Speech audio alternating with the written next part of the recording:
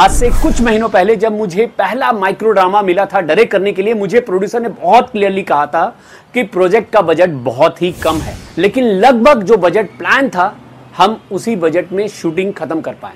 ये हुआ क्यों? हालांकि कभी कभी प्रोडक्शन टीम डायरेक्टर को या डायरेक्शन टीम को प्रेशराइज करती है ऐसे शेड्यूल के लिए जो कि पॉसिबल ही नहीं होता है एक टाइम फ्रेम में खत्म करना। फाइनली थक करके मैंने उस प्रोजेक्ट से अपना हाथ खींच लिया और मैंने वो प्रोजेक्ट नहीं किया। कब और कहां शूटिंग होगी, इसका डिसीजन कैसे होता है, बताऊंगा मैं आज के इस एपिसोड में। हाय, मैं हूं अमित झा और आप देख रहे हैं एजेस मूवी वर्ल्ड, जहां आपके सपनों को हकीकत बनने का रास्ता दिखाया जाता है।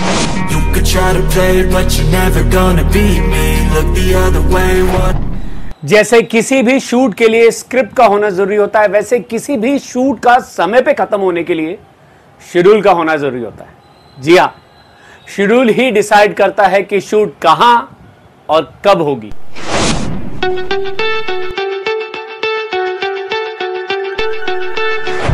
हर प्रोजेक्ट का एक बजट होता है और प्रोजेक्ट को बजट में खत्म करने के लिए एक प्रॉपर शेड्यूल की जरूरत होती है।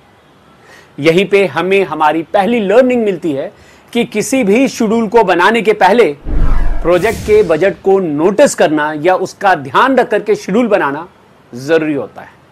एक एग्जांपल देता हूं।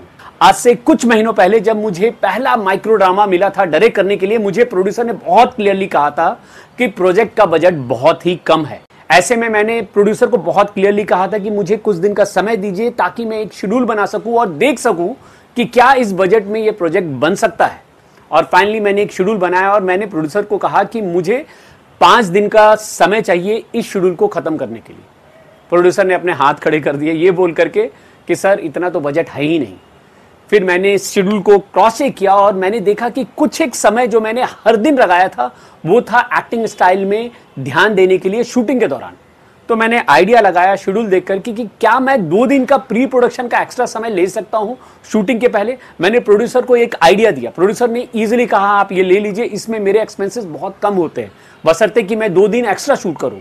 और फाइनली 2 दिन मैंने रीडिंग रखा एक्टर्स के साथ और उन्हें माइक्रो ड्रामा की एक्टिंग स्टाइल में ढालने की कोशिश की और इसका बहुत अच्छा रिजल्ट हुआ। और फाइनली जब मैंने शूटिंग शुरू की तो शूटिंग 3 दिन में ही खत्म हुई। हालांकि कुछ एक आवर्स एक्स्ट्रा गए, लेकिन लगभग जो बजट प्लान था हम उसी बजट में शूटिंग खत्म कर पाए। ये हुआ क्यों? क्योंकि हमने अच्छी शेड्यूल बनाई थी। शेड्यूल बनाते समय इस चीज का ध्यान रखा जाता है कि कैसे हर रोज की शूटिंग समय पे खत्म की जा सके। जी हाँ, ये बहुत ही जरूरी चीज होता है किसी भी शेड्यूल बनाने के दौरान। हालांकि कभी कभी प्रोडक्शन टीम डायरेक्टर को या डायरेक्शन टीम को प्रेशराइज करती है ऐसे शेड्यूल के लिए जो कि पॉसिबल ही नहीं होता है एक टाइम फ्रेम में खत्म करना। ऐसा ही कुछ मेरे साथ हुआ था। मुझे एक प्रोजेक्ट मिला था जहां पर प्रोडक्शन टीम ने मुझे कहा था कि उस लोकेशन का काम 1 दिन में खत्म कर दूं, जबकि मेरे अकॉर्डिंग उस लोकेशन का काम 1 दिन से ज्यादा का था। मैंने उन्हें कहा कि ये पॉसिबल नहीं है। उन्होंने कहा सर हमारे पास बजट नहीं है और हम 2 दिन में ये काम नहीं कर सकते। फाइनली थक करके मैंने उस प्रोजेक्ट से अपना हाथ खींच लिया और मैंने वो प्रोजेक्ट नहीं किया। बाद में किसी दूसरे डायरेक्टर ने वो प्रोजेक्ट किया और वो सेम सिचुएशन में फंस गए थे। उन्होंने भी प्रोडक्शन को समझाने की कोशिश की कि ये शेड्यूल 1 दिन का नहीं है, लेकिन प्रोडक्शन नहीं माना और प्रोडक्शन के प्रेशर में आने के बाद उन्होंने कोशिश की उस शेड्यूल को 1 दिन में खत्म करने की और फाइनली वो शेड्यूल 1 दिन में खत्म नहीं हो पाया। कुल मिलाकर के 50 सीन थे 1 दिन में। उन्होंने बहुत फास्ट शूटिंग की और फाइनली 20 सीन ही शूट कर पाए, 30 सीन बच गए। अब इसका रिजल्ट क्या हुआ? इसका रिजल्ट वही हुआ जो मैं पहले ही उन्हें आगाह कर रहा था, प्रोड्यूसर को लॉस।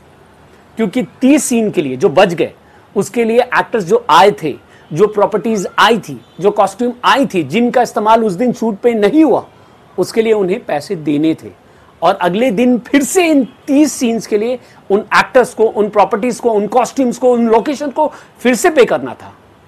अब यही चीज अगर प्रोड्यूसर पहले समझ जाता तो लॉस नहीं होता। यही चीज का ध्यान रखा जाता है शेड्यूलिंग के दौरान, टाइमिंग का ध्यान, कि 1 दिन का शेड्यूल 1 दिन में कैसे खत्म किया जाए, उस चीज का ध्यान रख करके ही शेड्यूल बनाया जाता है। अगली बार जब भी आप कोई शेड्यूल बनाएं तो आप ध्यान दें कि 1 दिन का शेड्यूल 1 दिन में खत्म हो जाए। एक्टर या लोकेशन की कोई टाइम बाउंडेशन है तो उस चीज का भी ध्यान रख करके शेड्यूल बनाया जाता है। जी हाँ, एग्जाम्पल के तौर पे मान लीजिए दिल्ली से कोई एक्टर सुबह 5 की फ्लाइट से मुंबई आने वाले हैं और उसी दिन 9 बजे की शिफ्ट लगी है मुंबई में शूटिंग की, तो क्या उस एक्टर का पहला सीन लगाया जाएगा शूट पे? प्रिफरेबली पहला सीन किसी दूसरे एक्टर के साथ लगाना चाहिए, ताकि अगर आने के दौरान कुछ लेट भी हो जाए तो शूटिंग कभी रुके नहीं। इसी तरह से कभी कभी किसी लोकेशन की टाइम लिमिटेशन होती है। मान लीजिए आप किसी ऑफिस में शूट करने वाले हैं और उस ऑफिस में नॉर्मली सुबह 10 बजे लोग आते हैं काम करने के लिए, तो आप 7 की शिफ्ट लगाएंगे और कोशिश करेंगे कि 9 बजे तक शूटिंग खत्म हो जाए। ये पॉसिबल तभी होगा जब आप इस चीज का मेंशन, इस चीज का ध्यान शेड्यूल बनाने के दौरान रखें। शेड्यूल बनाते समय इस चीज का भी ध्यान रखा जाता है कि कैमरामैन या डायरेक्टर किस सीन को किस समय शूट करना चाहते हैं। दरअसल आउटडोर में कभी कभी सन के पोजीशन के अकॉर्डिंग कैमरामैन डिसाइड करते हैं कि उन्हें उस जगह पे शूट कब करना। जैसा कि आप देख सकते हैं रेकी के दौरान मैं मोबाइल के कैमरे के थ्रू इस समय इस लोकेशन पे व्यू कैसा आ रहा है वो देखने की कोशिश कर रहा हूं। मुझे लुक कुछ खास अच्छा नहीं लगता। उसके बाद मैं कैमरामैन से डिस्कस करता हूं कि किस समय पे इस लोकेशन पे शूट करूं ताकि इसका लुक अच्छा निकल के आए। तो उन्होंने सजेस्ट किया कि 5 के बाद करेंगे तो सन का पोजीशन परफेक्ट होगा शूटिंग के लिए। फाइनली हमने 5 के बाद उस सीन को शूट किया और लुक कमाल का निकला। तो इसके अकॉर्डिंग सीन्स के टाइमिंग का भी डिसीजन किया जाता है शेड्यूलिंग के दौरान। कभी कभी एक दिन में 3-4 जगह शिफ्ट करके शूटिंग किया जाता है। ऐसे सिचुएशन में शेड्यूल का इंपॉर्टेंस और भी बढ़ जाता है। मान लीजिए कि पहले ऑफिस में शूट किया जाना है, उसके बाद 4 घंटे के बाद घर में शूट किया जाना है, उसके बाद 4 घंटे के बाद फैक्ट्री में शूट किया जाना है। अगर आपने इन जगहों का ये शूटिंग टाइम सही से कैलकुलेट नहीं किया और डायरेक्टर से ओके करके नहीं लिया तो चांसेस है शूटिंग फंस जाए। मान लीजिए कि ऑफिस का सीन 4 घंटे में शूट किया जाना है और आपने डायरेक्टर से डिस्कस नहीं किया और डायरेक्टर ने उसी सीन को 8 घंटे में शूट किया, तो अगला सीन करने के बाद तीसरे सीन के लिए आपके पास समय ही नहीं बचेगा। इसी चीज की गलती को बचाने के लिए शूटिंग का टाइम कैलकुलेट किया जाता है शेड्यूल बनाने के पहले। हर शेड्यूल बनाने के समय एक बैकअप प्लान भी बनाया जाता है, जो कि प्लान बी और प्लान सी की तरह रखा जाता है और जरूरत पड़ने पर इस्तेमाल किया जाता है। एग्जाम्पल के तौर पे मान लीजिए कि बारिश के दिनों में शूट हो रहा है और जो सीन है वो एक्सटीरियर में शूट होना है, लेकिन उसी समय बारिश हो रही है। ऐसे में आप क्या करेंगे? अगर आपके पास प्लान बी नहीं रहा तो शूटिंग तो रुक जाएगा, दिन बर्बाद। ऐसे में आपके पास प्लान बी होना चाहिए कि इंटीरियर में कोई सीन कर ले जब तक बारिश बाहर हो रही है।